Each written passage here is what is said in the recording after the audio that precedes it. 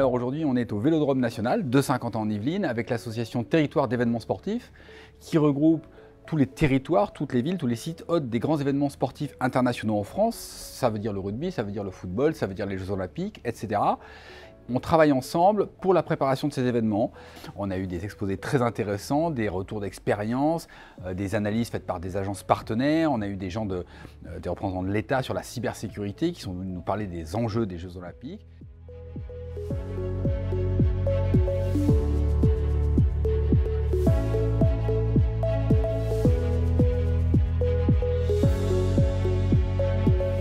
On a conclu en fin de journée par des séances de baptême sur piste, ici dans le Vélodrome national avec nos collègues.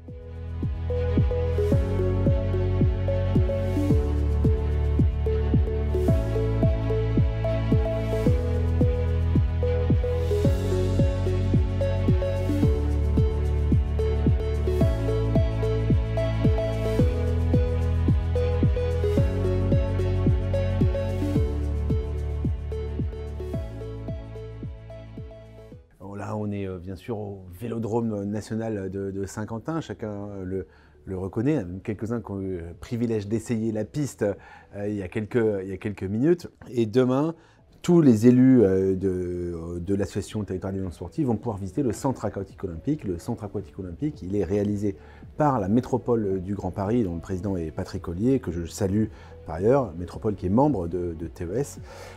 Et c'est un vrai défi, la construction de ce centre aquatique olympique à Saint-Denis, juste en face du Stade de France.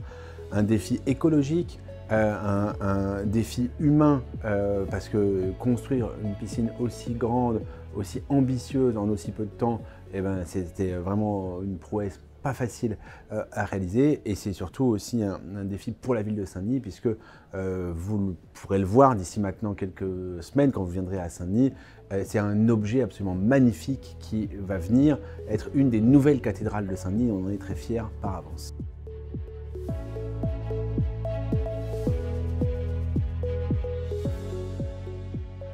Pendant ces 2 jours de travail, bien sûr, on aura eu la partie formelle de notre conseil d'administration, mais on aura aussi travaillé, notamment avec nos amis de la Coupe du Monde de rugby, sur les rugby villages, sur l'activation avec les catalogues dans chacune des villes. On a travaillé aussi avec Paris 2024 sur la mise en valeur de nos villes et du concept olympique. On a encore des débats, hein. Tout n'est pas réglé, ni avec Coupe du Monde 23, ni avec Paris 2024, mais on travaille dans un objectif commun, celui de livrer les plus belles manifestations possibles. Pour cela, évidemment, les collectivités ont une importance cruciale. Et cette journée s'est terminée, évidemment, par un grand moment de partage autour de ce magnifique match France-Australie que vous avez vécu à la télévision, j'en suis sûr.